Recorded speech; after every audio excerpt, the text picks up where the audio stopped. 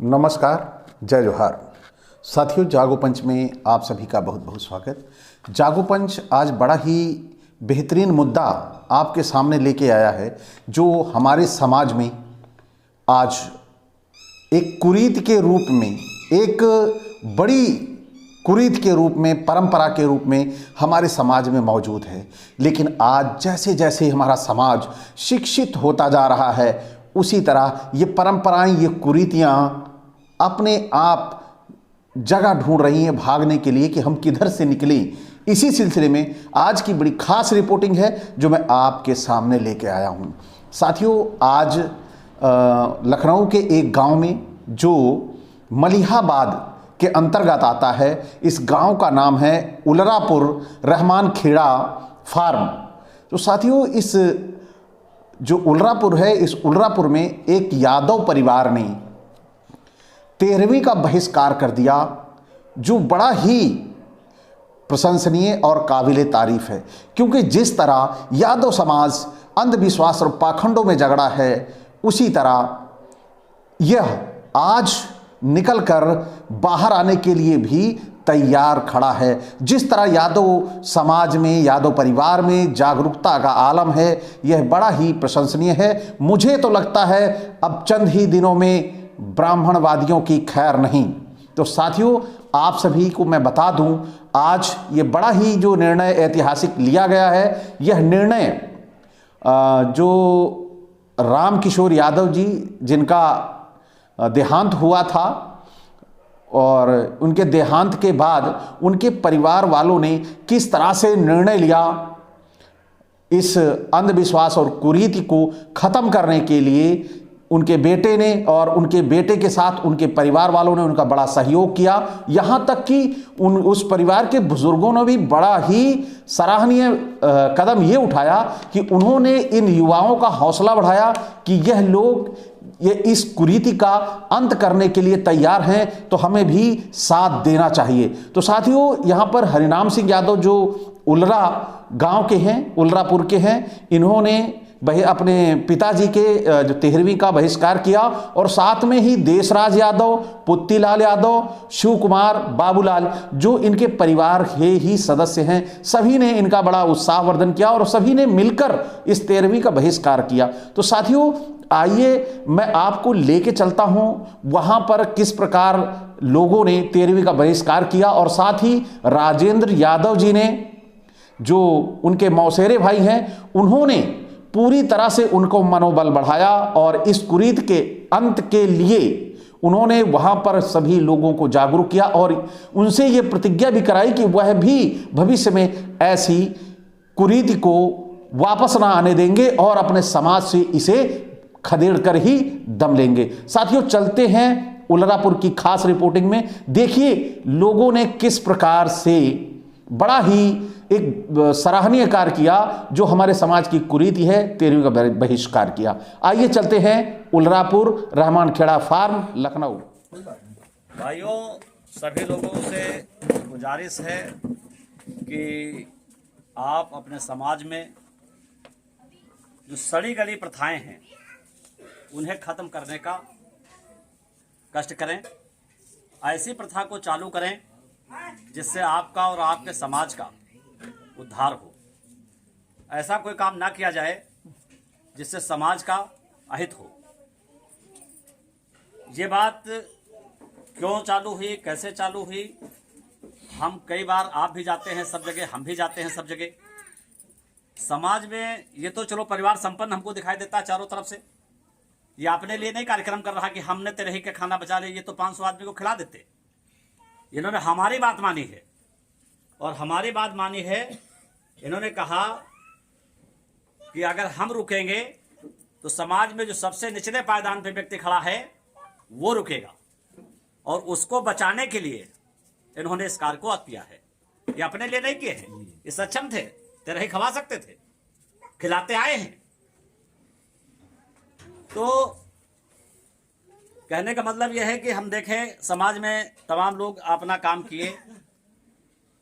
अब इस परिवार को ही देख लीजिए, कोई कसर नहीं छोड़ी। हम महीना 2 महीने से देख रहे हैं, इलाज में भरपूर कोशिश की गई, भरपूर, घर का हॉस्पिटल था, लड़कों ने बिल्कुल बेतहाशा, मतलब किसी प्रकार की कोई कमी इलाज में तो नहीं छूटी भाई। किन्हीं कारणों से नहीं बचा मिला। अब किन्हीं कारणों से नहीं बचा मिला तो किस बात का दंड?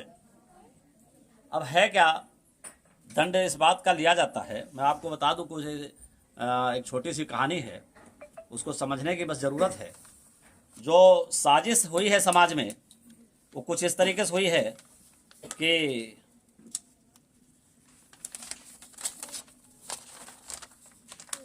हम देख रहे हैं कि चिता जल रही है, चिता जल रही है, लड़के की उम्र कम है, घर का मुखिया चला गया है और समाज के साजिश करता उसको 1 घंटे का सोचने का मौका नहीं देते हैं। 1 घंटा सोचने का मौका नहीं देते हैं कि वो जाए घर, अपना समझ सके कि हमें क्या करना क्या नहीं करना, पैसा घर में है कि नहीं है, पैसा घर में है कि नहीं है, करेंगे तो कैसे करेंगे, उधार लाएंगे कैसे करेंगे, ये भी उसे सोचने का मौका नहीं देते। जमीन बेचेंगे, खेत बेचेंगे, लेकिन ना खिलाओ। ऐसी सड़ी गली प्रथा को हमने कहा कैसे होगा? तो साजिश वहां से शुरू हो जाती है कि हमने देखा हमारे पड़ोस गांव में एक आदमी पेड़ पर से गिर के मर गया था और उसके 5-6 बच्चे थे। आर्थिक स्थिति इतनी खराब थी कि उसके कफन के पैसे मौके पे नहीं थे और समाज के उसी समय एक आदमी उठता है, अनाउंस कर देता है कि फला दिन 10वां है, फला दिन 13ही है। अब उससे तो तुमने ये पूछा तुम्हारे घर में ससुर औरत है कि नहीं है, तुम्हारे घर में जो इलाज कराया हो कर्जा हो गया है क्या? अब वो आदमी सोचने समझने की क्षमता उस समय खो चुका है। 100 आदमी के बीच में जब वो अनाउंस कर दिया किसी बात का, तो क्या उससे भाग सकता है? नहीं भाग सकता, उसे करना ही करना है, क्योंकि 100 आदमी के बीच आपने कहलवा दिया, बांध दिया आपने उसे। तो वहां पर जो है हमने कहा ये तो बहुत गलत इसके साथ हो रहा है, इसके साथ तो बहुत गलत हो रहा है। समाज में जितने लोग आए थे, 1 रुपया किसी ने उसकी आर्थिक मदद नहीं की। उसके घर में जो रखा था, चाहे कर्जा लेके आया हो, चाहे खेत बेच के लाया हो, आए पूरी खाए हो चले गए।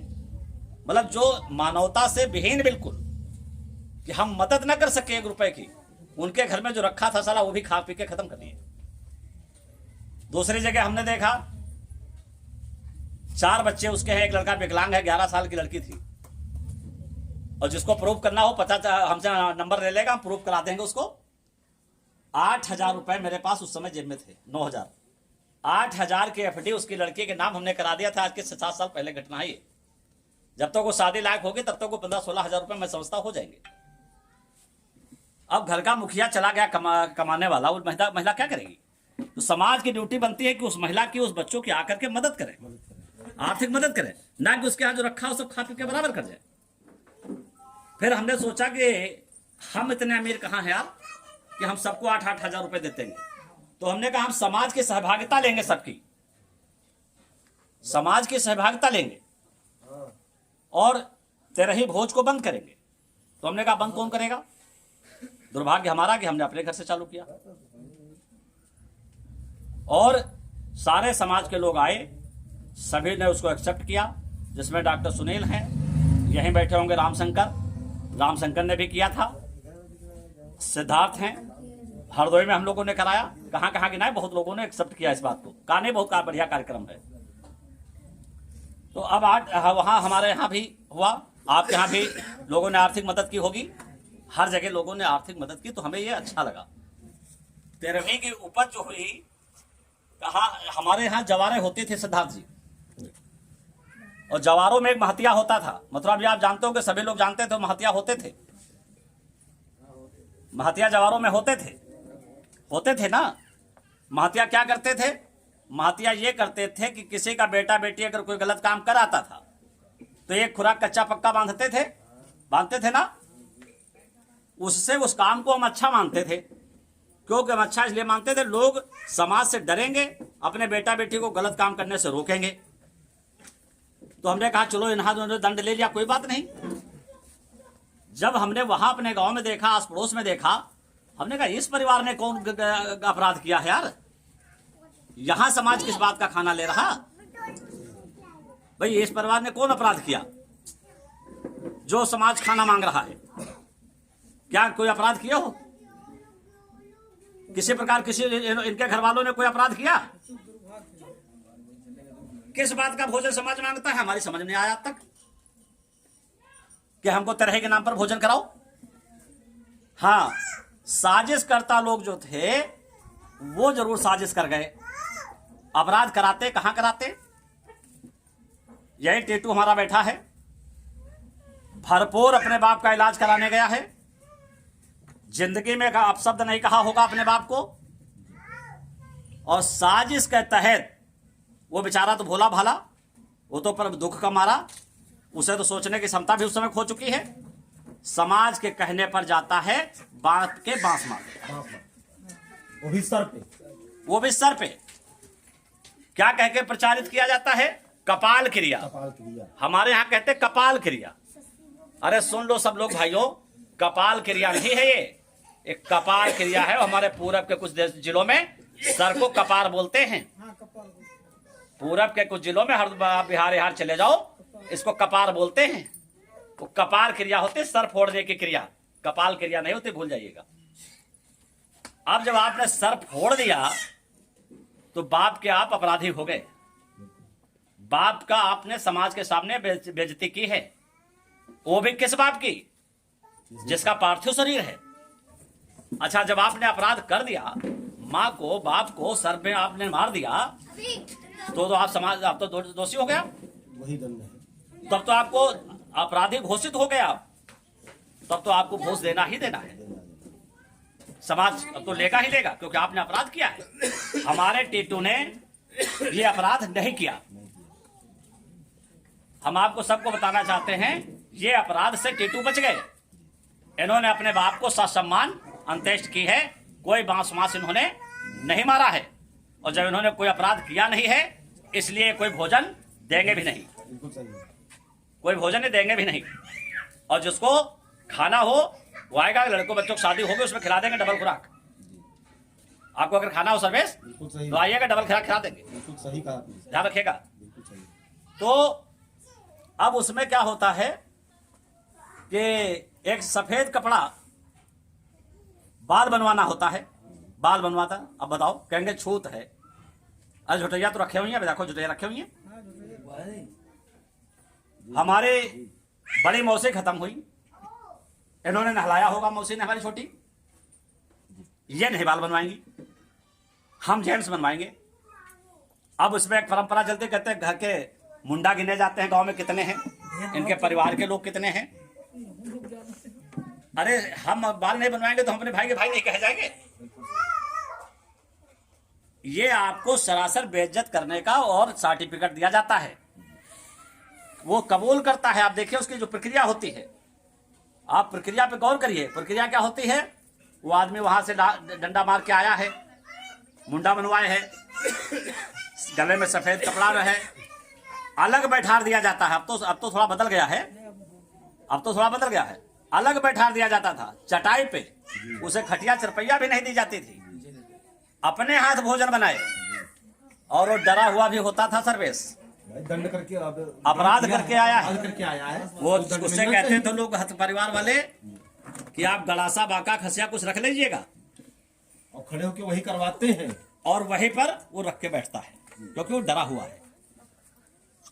अब वो जो सफेद कपड़ा लेके बैठते, हमारे टेटू नहीं लिए हैं, हम लोगों ने मना कर दिया था, क्योंकि कोई अपराध नहीं किया।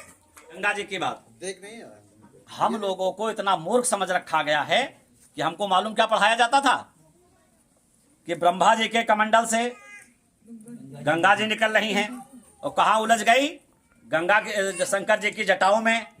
और फिर शंकर जी के जटाओं से क्या हुआ? शंकर जी छोड़ देते, भागीरथ आगे आगे चल रहे हैं, गंगा जी के पीछे पीछे चली। अरे गंगा नहीं बकरी हो गई, गंगा जी नहीं हो गई, बकरी हो गई। किसी के पीछे पीछे गंगा चल सकती है? कहा ये इतने बड़े मूर्ख हैं, इनको जो बताओ सब मानेंगे। अरे गंगा हिमालय से निकली है, कौन नहीं जानता गंगा गंगोत्री से निकली है।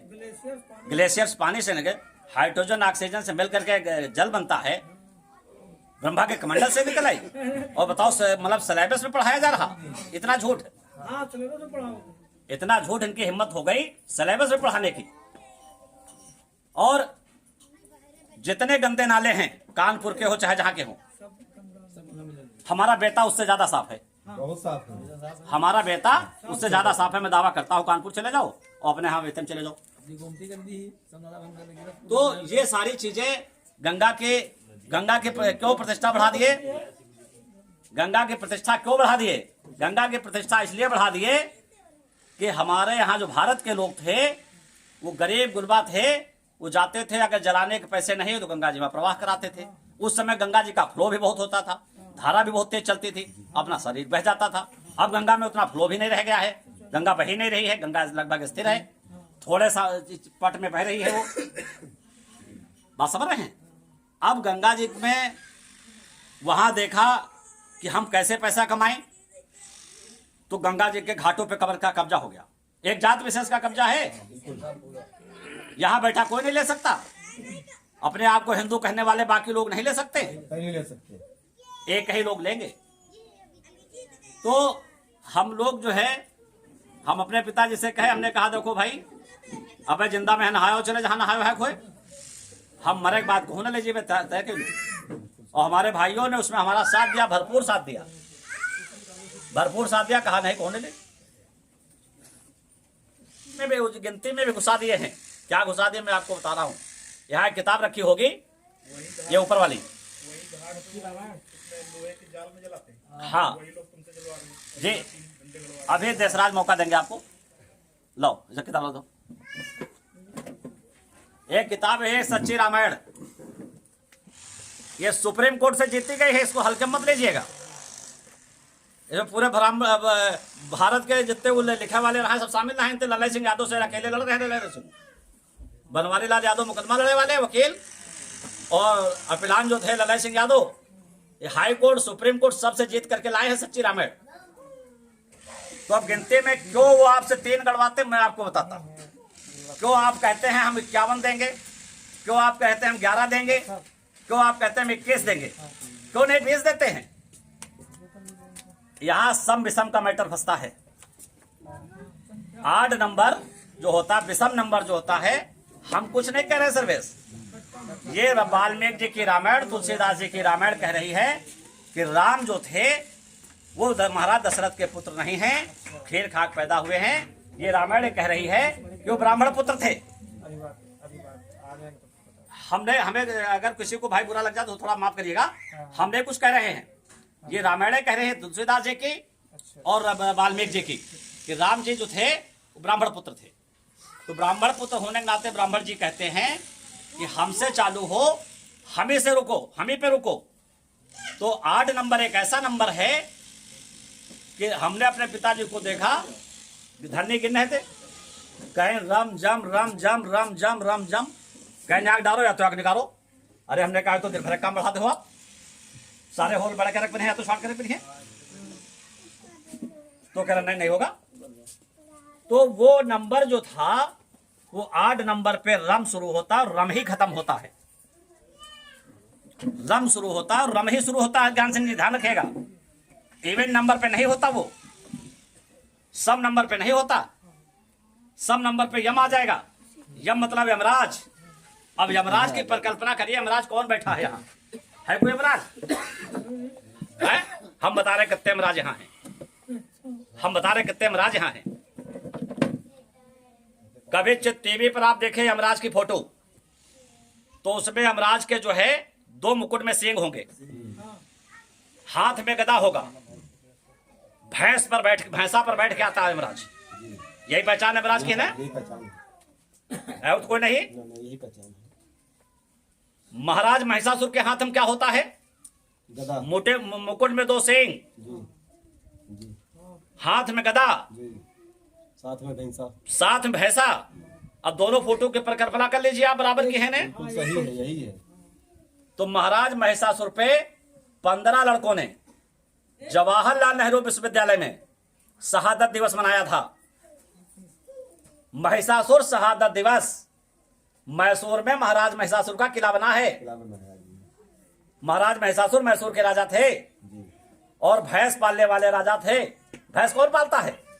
यहाँ सब ज्यादातर यादव बैठे भैंस पालने वाले। महाराज महिषासुर का इतिहास यादवों का है। एक बार नहीं, उस किताब में यादव शक्ति में उसमें पत्रिका में दो भैया पत्रिका। इस पत्रिका में एक बार नहीं कई बार अंक छप चुका है कि महाराज महिषासुर यादव थे, भारत के मूल निवासी राजा थे। और जवाहरलाल नेहरू जैसे विश्वविद्यालय में अगर कोई बात हो रही हो, दिल्ली विश्वविद्यालय दिल्ली के अंदर बहुत बड़ी बात है। आज 3000 जगह महाराज महिषासुर की जयंती मनाई जाती है, मनाई जाती है। हर बार छपता है। तो इतिहास को पढ़ोगे तभी इतिहास को जानोगे। इतिहास नहीं पढ़ोगे, कहोगे हमने तो देखा नहीं। अरे देखोगे यार कैसे, जब पढ़ोगे तभी तो देखोगे। हर चीज 70 साल की जिंदगी में थोड़ी देख लोगे। जिंदगी आज से थोड़ी चली आ रही है, ये समाज आज से थोड़े। इतिहास पढ़ना पड़ेगा आपको, इतिहास पढ़ना पड़ेगा। और इतिहास जब पढ़ोगे तो आप जो है तो वो 8 नंबर इसलिए रखा जाता, 3 11 21 51 इसलिए कहलाता है आपसे। हम तो कहते हैं 20 दो यार, टूटे भी नहीं ढूंढने पड़ेंगे आपको। क्या देखो 10 दो आप, टूटे भी नहीं ढूंढने पड़ेंगे आपको। क्या जरूरत 11 की? आपने जेब टटोए लोग एक सिक्का लाओ, समझे नहीं 51 लो, ऐसा नहीं। आप जो सुविधा वो करिए। एक चीज, अब आ जाओ रंग में। रंग में भी घुसा दिया गया आपको। रंग में भी एक इतनी गुलामी घुसा देंगे कि हम जो कहेंगे वही करो। आप उस दिन हम देख रहे थे पार्थिव शरीर को बांधा जा रहा था। हम कहते कलावा से बांध करके देख लो, खाली कलावा बांध मत लगाना हाँ तब समझ में और लिए चले जाओ वहां तक। अगर कलावा रास्ते में न टूट जाए। बिल्कुल सही। सिद्धार्थ जी, कलावा के पीछे भी एक बहुत बड़ी साजिश है। ये कलावा कोई साधारण कलावा जिसको मान लेते हैं कि इस कलावा बांधे बहुत अच्छा है, ये बहुत अच्छा नहीं है। इसके पीछे कहानी है। वो कहानी कुछ ये है, आप तो जान रहे हैं। वो कहानी कुछ ये है, जब हमारे हाथ में कलावा बांधा जाता है, हम नहीं बांधे भैया, जब से जान गए तब से ध्यान रखना। हम नहीं बांधे हैं, हमारे साथ के जितने लोग बैठे कोई नहीं बांधे होगा, कोई नहीं बांधे हैं, ना कोई अंगूठी पहने होगा। ये कलावा जब बांधा जाता है तो एक मंत्र पढ़ा जाता है। अब यहाँ यादव समाज हमारा बैठा, ससुर संस्कृत कतनी जानत। ऐन वृद्धो बलि राजा दानवेंद्र महाबला तेन त्वाम प्रथम नाम रक्षे माचल माचल। वो साहब ये कहते हैं जो बांधते हैं हाथ में कलावा, नाम ज्यादा इसलिए नहीं लेना चाहता, कभी मित्रों के मित्र आ जाते हैं तो जात का नाम हम नहीं किसी नहीं लेते हैं। वो जो है बांधते समय मंत्र पढ़ते हैं जिस तरीके से। अब महाराज बलि कौन थे? हमारा समाज जानने नहीं चाहता महाराज बलि थे कौन। कौन बलि को बांधने की बात हो रही है? कौन से बलि को बांधने की बात हो रही? महाराज बलि जो थे महाराज भगवान श्री कृष्ण के वंशज थे। बोला भगवान श्री कृष्ण के वंशज थे। अगर भगवान श्री कृष्ण के वंशज रहे होंगे तो भारत के यादवों के नहीं, सारे मूल निवासियों के, सारे मूल निवासियों के, यादवों की बात नहीं है यहाँ, सारे मूल निवासियों के वंशज जो रहे होंगे। 3 जाति छोड़ दी, ब्राह्मण हाँ। क्षत्रिय वैश्य। उनको छोड़ करके जितने हमने भारत के मूल निवासी, इसीलिए कहा कि वो सबके पुरखे थे। अब कहते हमारे पिताजी इतना जानते थे कि किसी राजा ने 3.5 कदम धरती दान में मांग ली और सब धरती दे दिया। हमारे लोग जबान के इतने मजबूत होते थे, आज हैं भी, होते थे आज हैं भी जबान के। क्या कहा? महाराज की जय हो, महाराज की जय हो। सभा में पहुंच के जैसे आप लोग यहाँ बैठे हैं, एक अजनबी आदमी आ जाए और बाबू भाई का पैर पकड़ने लगे और कहे हमको कुछ दे दो, भूखे हैं हम, तो ये तो कहेंगे यार खिला दो इसे। इन्हें क्या मालूम क्या साजिश हो रही है, उसके दिमाग में क्या चल रहा है। तो उन्होंने कहा, जब सब लोग चले गए, पूरी भीड़ चली हो गई, तो वो महाराज जो कहने लगे, जो कलावा बांधते जाते हैं, वो कहने लगे कि महाराज जो मांगेंगे वो दोगे। तो महाराज ने कहा, दिक्कत काठी देखा यार उसकी, कहा साला क्या मांग लेगा। एक मजदूर आदमी को ले आओ, एक रिक्शा चलाने वाले ले आओ, और एक मुख्यमंत्री जी के सामने खड़ा कर दो, कहेगा क्या मांग लेगा। जो यही सिधौली गांव के बगल में बौना भारी गांव है, हुआ क्या बौना रहे वो, अभी आप बता दीजिएगा। बौना भारी गांव है। तो वो जो है वो बौना बामन होता है, वो कोई बावन भगवान नहीं होते हैं। तिरबाचा महाराज से कहला लेता है महाराज बलि, यानी कि यादव जी से तिरबाचा कहला लेता है। यादव जी कह देते हैं जो मांगा वो दे दिया। उसे कुर्सी दौड़ के जाता है, सिंहासन 3 कदम में नाप देता है। 3 कदम में सिंहासन नाप देता है, और फिर आधा कदम बच जाता तब भी कहता महाराज अब आप कहाँ रहोगे, से राज तो आपने हमको दे दिया। आज जिस कुर्सी पर बैठ करके 24 करोड़ की आबादी मुख्यमंत्री जी चला रहे हैं, वही कुर्सी पर बहन जी ने चलाया है, उसी कुर्सी पर अखिलेश जी ने चलाया, सभी ने चलाया पूरे प्रदेश को। वो कुर्सी 3 कदम में नाप ली गई, आधा कदम बचा, कह रहा अभी क्या करो महाराज आप कहाँ रहोगे, राज तो आपने हमको दे दिया। तो कहा महाराज लेट गए, इतने सीधे साधे महाराज, वचन कितने पक्के कि कुछ भी कर लेंगे लेकिन बात से नहीं हटेंगे। लेट गए, आधे कदम में उनको बांध लिया, गुलाम बना लिया। इसे कलावा से, इसे पहले धागे से, उस समय कोई हथकड़ी नहीं होते थे, बांध करके आपके यादव जी महाराज को घसीटते हुए अपने कैंप में ले गया था।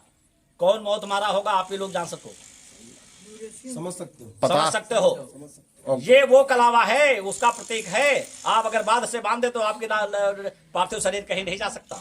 और यहाँ तो बांध से बांधते हैं, अभी लखनऊ में चले जाओ सुतरी से बांधते हैं, सब सुतरी देते हैं वहां। अब डालीगंज चलो सब सुतरी मिलेगी, कब बांध हर जगह मिलते नहीं। तो ये सारी चीजें हैं, हर जगह वो उन्होंने आपको बना रखा है। हमारा लास्ट में यही कहना है कि आज जितने लोग यहां आए हैं, ये इस बात का प्रतीक है कि ये सच्चे रिश्तेदार, सच्चे मित्र, सच्चे दोस्त हैं किसके, रामकिशोर जी के, जो नहीं रहे हैं, आए हैं, उनके परिवार का आर्थिक सहयोग कर रहे हैं। उनका 1 भी रुपया नुकसान नहीं हो रहा। बच्चों से कह रहे हैं, ये पैसा कह रहा है कि आज से अपनी जिंदगी आप फिर से नई चालू करें, हम आपके साथ हैं। आज हम लोग रामकिशोर यादव जी के श्रद्धांजलि सभा में उपस्थित हुए हैं। अभी भैया ने और सभी लोगों ने कई पूरी जानकारी दी है। अभी एक बात आई थी परंपरा। परंपरा का मतलब होता है पड़ी हुई चीज को ढोना। अधिकतर लोग, सब लोग यही कहते हैं, तो भाई परंपरा चली आ रही है। भाई पड़ी हुई चीज को ढोना ही एक परंपरा है। और अगर कहते हो परंपरा है भाई और वो चीज आप करना चाह रहे हो, तो फिर जैसे दादा लोग हैं धोती कुर्ता पहनते हैं, तो आप अपने बच्चे और पोतों को धोती कुर्ता ही क्यों नहीं पहनाते हो? ये भी तो परंपरा भी है। परंपरा तो ये भी है, आप क्यों नहीं पहनाते हो उनको? फिर क्यों सूट बूट में भेज रहे हो? अगर परंपरा अगर आपको लेके चलनी है तो सारी परंपरा लेके चलिए। और अगर बदलाव कर रहे हो तो जो भी समय के अनुसार जितने बदलाव चाहिए उन बदलावों को आप बदलिए। जब तक बदलेंगे नहीं तब तक हम लोग तरक्की नहीं कर पाएंगे। हमें याद है, हमारा बहुत बचपन था, हमें याद नहीं है कि हम किस क्लास में पढ़ते थे, लेकिन हाई स्कूल से दौड़ते हुए आ रहे थे, पता चला था हमारी दादी खत्म हो गई है। उस समय ये जो भोज है कितना हुआ था और होता था, मुझे बहुत अच्छी तरह याद है। केवल परिवार, वही घर में खाना बनता था आंगन के अंदर, और वही सब लोग बैठ के खाते थे। तो वो इसलिए होता था कि देखिए जिसके घर में कोई खत्म हुआ है तो खाना नहीं बनता है, और जब उनके यहाँ ये सब, और जो हवन चलता है, तब क्या था कि कुछ चीजें ले करके बीच में रख करके उसमें अग्यार नुमा डाली गई थी, ये हुआ था तब। मुझे याद है, बहुत अच्छी तरह याद है। तो मैंने अब देखिए बढ़ते बढ़ते कहां तक चला गया है।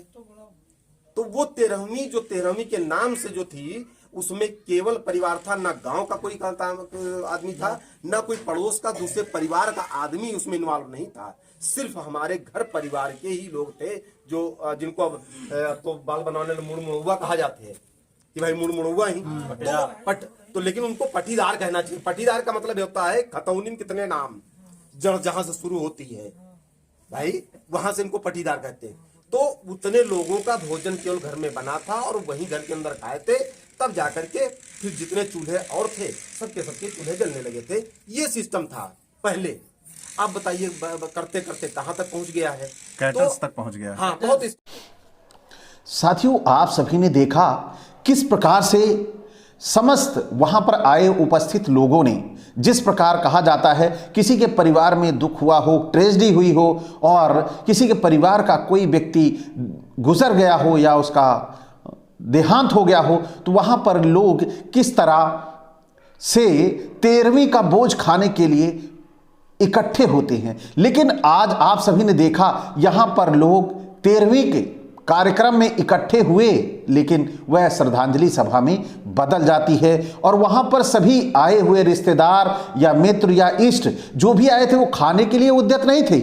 वह सभी आए और उस परिवार की मदद की, जिसकी जितनी शक्ति थी सभी ने मदद की और वहां पर उस मदद में उनकी एक छोटी सी सहायता, यह बड़ा ही तारीफ़े काबिल है। हमारे समाज को ऐसी घटनाओं से सीख लेना चाहिए। तो साथियों, आज की इस घटना में आप सभी को अगर लगता है कि वाकई ही 13वीं के कुरीति का अंत होना चाहिए तो निश्चित रूप से आप सभी वीडियो को लाइक करिए, सब्सक्राइब करिए और साथ ही साथ इसको ज़्यादा से ज़्यादा शेयर करिए, जिससे हमारे समाज को यह बल मिले कि 13वीं का बहिष्कार करने से हमारे समाज का कितना हित है। इसी के साथ आपसे मैं विदा चाहूंगा। जय भीम, जय मंडल जी।